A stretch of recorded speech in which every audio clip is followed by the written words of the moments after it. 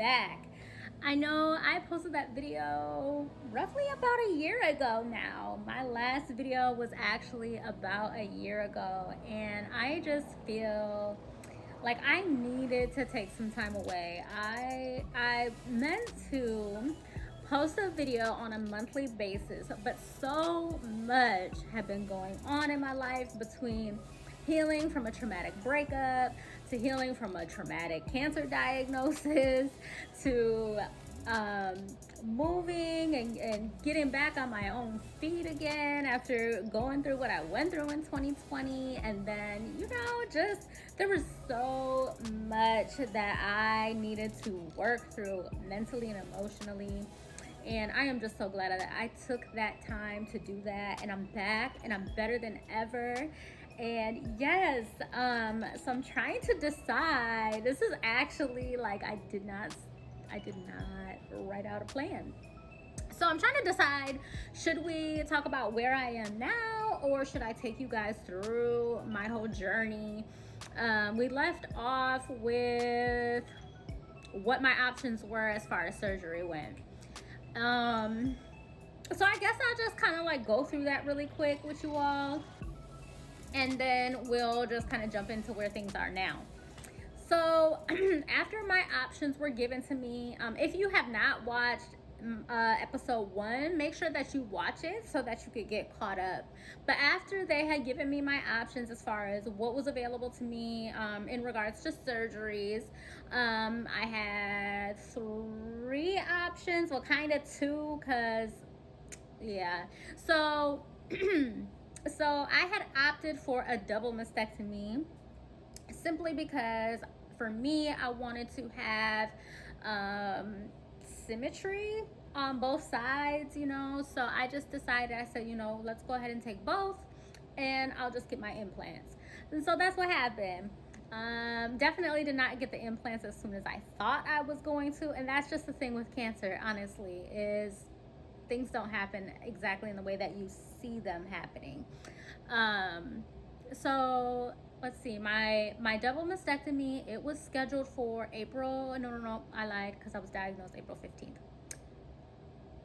It was scheduled for May 11th. May 11th, 2020 is when my double mastectomy took place. That, oh man, I had never had surgery before. So going in there, I was full of anxiety. It was the middle of, actually, it was like at the start of the pandemic. So no one could go into the hospital with me. My mother came down, my stepfather came down, and my boyfriend. They dropped me off at the hospital, gave me hugs and kisses, and then I went on my way. And it was the fun. Just thinking about that. Oh, that was so scary, y'all. But me being who I am, I say, you know what? We're about to get this done. We're about to get this beast up out of me. And I'm going to be on the road to recovery after this. So surgery happened. I'm not going to go too far into detail. If you guys would like me to post something that is a little bit more detailed, I certainly can. Hold on, y'all. I'm going to adjust this because my table keeps bumping it. Okay, so there we go.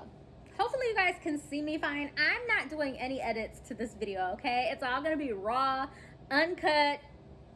y'all gonna get all of this, okay? So I don't know what's gonna happen. We might have some tears, we might have some laughs. You know me, I'm silly, I'm goofy, and so you definitely gonna have some jokes. And that's just how I handle with difficult situations. Sometimes is my sarcasm kicks into high gear, okay? But yeah, so they take me back. They take me back or whatever, and my breast surgeon comes in. She's amazing. She comes in with a cheetah print or leopard print little hat, her surgeon hat or whatever, and I was like, oh my gosh, it's a sign from God. I love cheetah print. You're the perfect surgeon for me. So anyway, she comes in, we talk a little bit, we chat. And the first thing that I said, though, when they brought me into the pre-op room was, do you guys have anything? Because I have anxiety and I'm kind of freaking out. She was like, yes, we do. We will get you some Tylenol. We're just gonna, take care of some stuff first. So, anyways, they do all that, whatever. Give me my Tylenol. That helps calm me down a lot.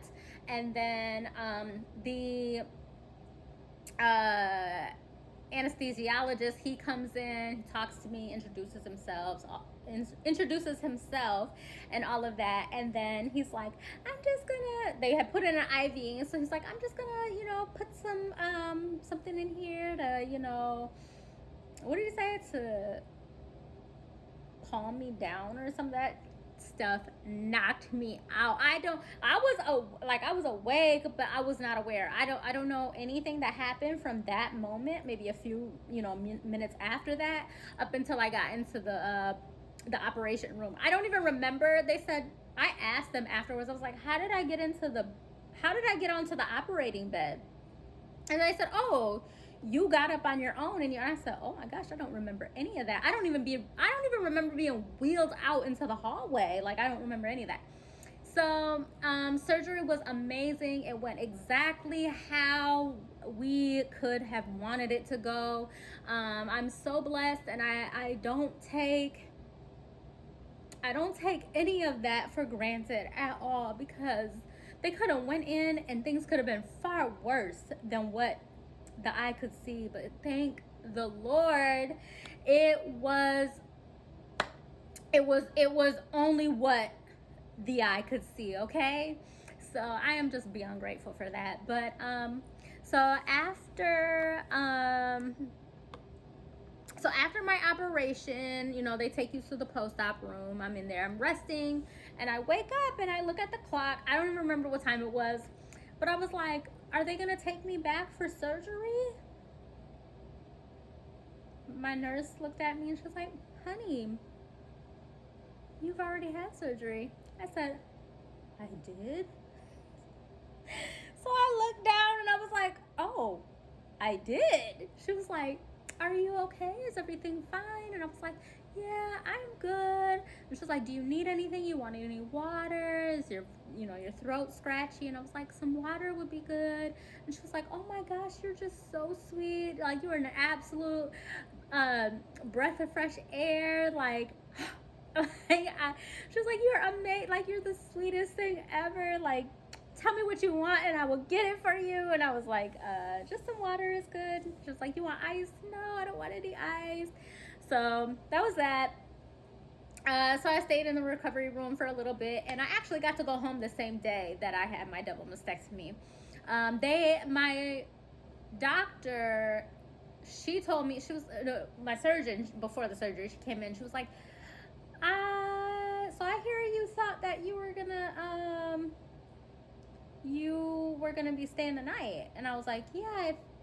No. I was like, she was like, I hear you thought you were going home today. I was like, yeah, that's what the lady told me that called me to go over my surgery and stuff with me. She told me that I was going to be going home the same day. And she was like, well, I'll make a deal with you as long as everything goes good. We'll let you go home today. She was like, you have people to take care of you and stuff. And I was like, yes, I do. My mom is here. My stepfather is here. And my boyfriend. And she was like, okay, awesome. So everything went perfect. So when I woke up, and the nurse was like, oh, everything went great. You did amazing. They got it all out and you'll be able to go home today. We're just going to let you rest for a little bit and So that was that. They taught me how to, I had 2 drains. I had one on each side, and then they taught me how to do that. But then they called my mother to go over the instructions with her, because I was coherent, but I was loopy, okay?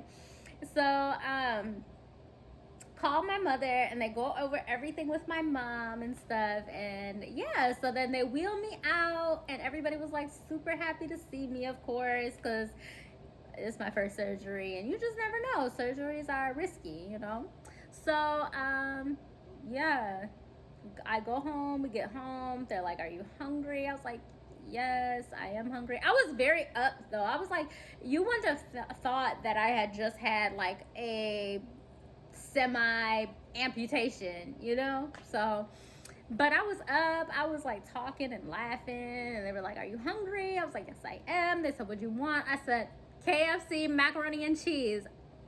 I don't even normally eat that.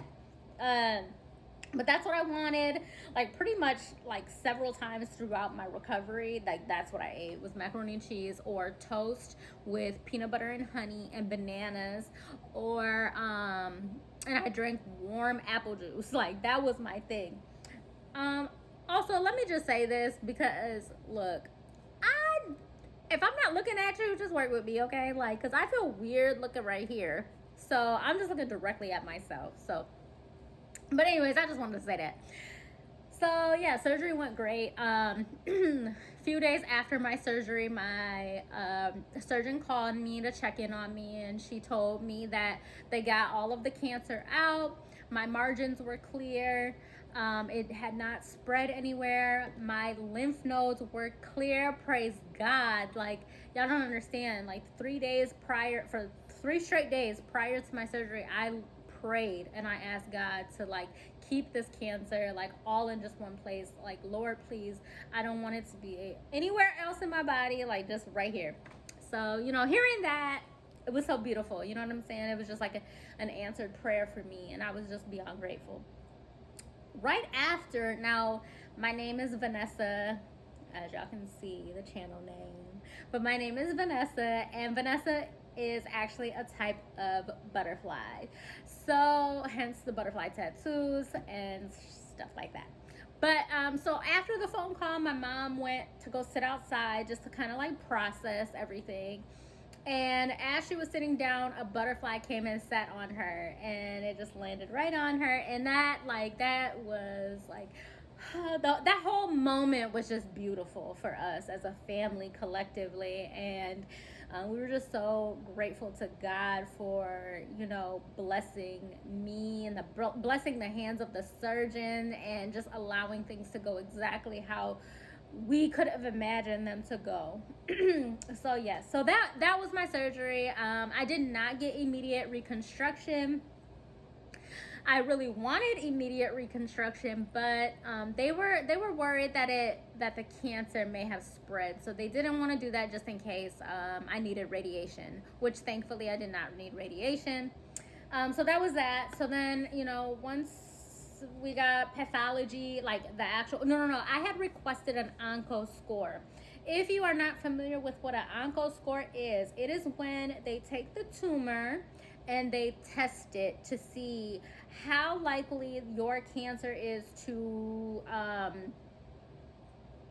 respond to respond to chemo. So I requested that, because I was like, look, I don't want to put myself through chemo if I do not have to, because if my if my onco score doesn't come back to where it's necessary for me to have chemo, then I don't want to put myself through that. And that was just my thought. Well, my onco score came back. I had to wait a couple of weeks for that, and it was a 22. And the onco score, as long as it's below a 21, you do not need chemo, or they don't deem chemo necessary. So I was 1 point over, and I was kind of crushed about that, because at that time, like, I had never even seen my head bald. I was born with a head full of hair. So knowing that I was about to go through chemo, it was really difficult for me to really process that, and knowing that I was going to see myself differently. So I just was like, okay, well, we got to do what we got to do, right? So I healed for surgery. I healed from my surgery for about 3 to 4 weeks. And, sorry, I was about to sneeze. I told you guys to get it raw and edited, because I just feel like it just adds so much more, realistic to it. But anyways, so I healed for about 4 weeks, and towards the end of July, not July, I'm sorry. Towards the end of, no, towards the middle, what am I saying? Okay, so towards like the middle of June, my oncologist, I met with my oncologist, and you know, she basically went over like all my pathology with me and told me, you know, we need to start chemo and we need to start soon. You're healing, and so you need to decide, do you want to go through fertility treatments? I told her, let me think about it. I had come to the conclusion that initially it was something that I wanted to do, but as I thought about it, I decided that I did not want to freeze my eggs. For one, the type of cancer that I had, it fed off of estrogen. When you're getting fertility treatments, they're filling your body with estrogen. So I said, you know what? I don't want to risk that, okay? Because the cancer that I had, it fed off of my estrogen. It was 99% estrogen fed, okay? So I said, I don't want to do that. I don't want to do that. And not only that, like, if it is meant to be, God will allow it to be, okay? Like, no human, no nothing can tell me no if I'm meant to be a mother. And let me just say this, I was never told that I could not have children. So I just want to put that out there. And so obviously they are realistic with me. They were realistic with me and told me, you know, it's possible that it may be hard for you to have kids, but we're not telling you you'll never be able to have children. They also had told me about a shot that they could give me called Zoladex, and Zoladex basically puts your ovaries to sleep while you're going through chemo. And since my chemo was estrogen positive, they decided to, throughout chemo and even after chemo, keep me on this shot to keep me in basically like a medically induced menopause, which is keeping my ovaries shut down and like protecting me and stuff like that. So prayerfully, prayerfully these shots are for a good reason, okay? Prayerfully they do what they're supposed to do. So yeah, I don't remember where I left off, but so she was going over my pathology and stuff with me, and like I said, I had to come to the conclusion that I did not want to do fertility treatments. I didn't want to freeze my eggs. It just wasn't something I was interested in doing. So we ended up deciding July 1st would be my chemo start date. We met another time after that to go over how many chemo treatments I would need. Now, when I tell y'all, I prayed and prayed and prayed and prayed. And I asked God, I said, Lord, because initially she told me it would be 16 treatments for 20 weeks. So I said, God, if since this cancer has not traveled anywhere else in my body, is it possible that we could just have treatments cut in half? Could we just have 8 treatments? When I tell y'all,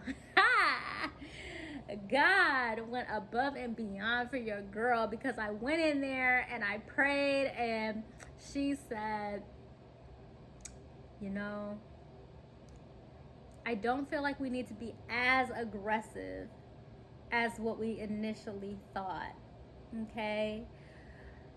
So instead of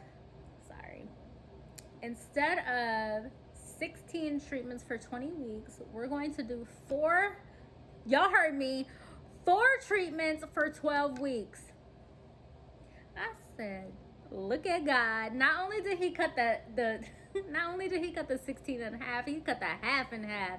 I was so happy and I felt so blessed, so blessed. And again, I commend the women who have had to go through longer treatment processes, because let me tell you, even 4 treatments for 12 weeks was so extremely difficult, okay? I wouldn't even say so much the physical, because my side effects, they were minimal. They sucked, don't get me wrong, but they were minimal.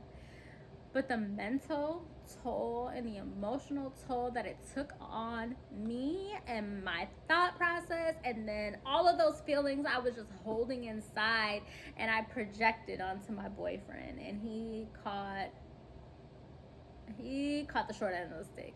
and I feel horrible. And you know, it's justified because I'm going through something that's unfamiliar territory and all of that. But I still, me being a human, I'm sad that I made him feel how I made him feel because he was amazing. Okay, he was amazing throughout it all. Um, so yeah, so chemo, we did that. Like I said, I'm not gonna go too far into detail. If you guys want me to share details, I most certainly will. Or if you have any questions, feel free to drop them in the chat or the comment section. And I'll be more than happy to answer any questions that you have. But yeah, so chemo, we went through chemo July 1st. I ended September 2nd.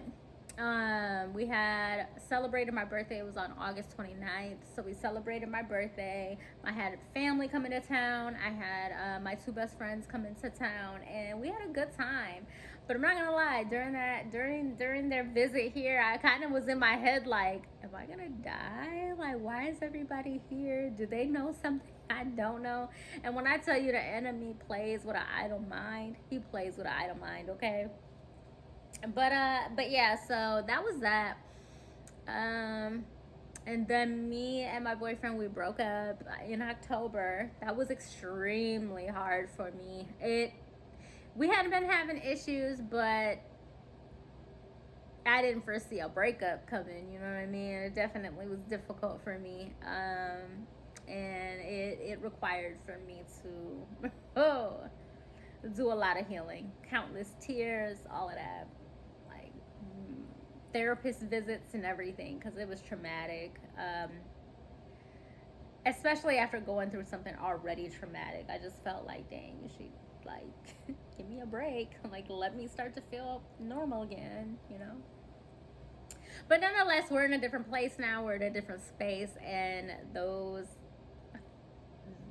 that season, it's not to say that it's been forgotten, but it's definitely been forgiven because I understand a person can only take on so much and can only be made to feel crappy for so long, you know. So I understand, and I empathize with him as he empathizes with me, understanding that it wasn't my fault. But yeah, like I said, we're in a different space. You know, we're trying to rebuild and get things back figured out and all of that. But yeah, so that was that. So that was October. The following, I moved back to my home state for a month, and then I came back to the state that I'm in now. I missed it. I loved it, and I knew moving back home was there's a lot of there's a lot of trauma attached to my home state, my hometown. So I just didn't want to be there anymore. So I came back here, and I've been back for over a year now. And it's just been amazing, like just continuous growth. I'm starting my candle line, so you know, shameless plug. We got Lavish Votives. You know, if you're interested, feel free to hit me in the DMs on Instagram at Lavish Votives. Okay, I'm going to spell it for you, and I'm gonna tell you a little. So Lavish, Lavish, Voltives, Voltives. Okay, and yes, it's spelled correctly. I say that because votive is a type of candle, right? This is a votive candle, Votives. But voltives is like a play on words. Some of my candles, especially the breast cancer signature candle, which is called She's a Baddie. It's strawberries and cream. It smells so good, but it has rose quartz crystals in it to promote self-love and the love of life and all things beautiful. And I decided to spell it Voltives because of the crystals and the energy that it puts out there. So that's where the Voltives comes in at. However, yes, I've been working on this candle line for about a year and a half. The idea of it was birthed during chemo. Um, a little bit more in detail. I had started thinking about making candles prior to my diagnosis, but once I was diagnosed and I started going through chemo, I was like, you know what? I'm supposed to do something more than this. And I'm a creative being. I love doing makeup. I love fixing things, like just anything I could do with my hands, you know? So making candles was something. I love candles. I was like, you know what? I could do this. And I feel like I have a good like sense of smell, you know? So yeah. So if you're interested, you can hit me on the DMs on Instagram. Right now I'm working on my website. It has not been launched yet, but if you're interested in purchasing a candle from me, you can just send me a message, let me know you're interested, and then we can have you send the money to me through Cash App.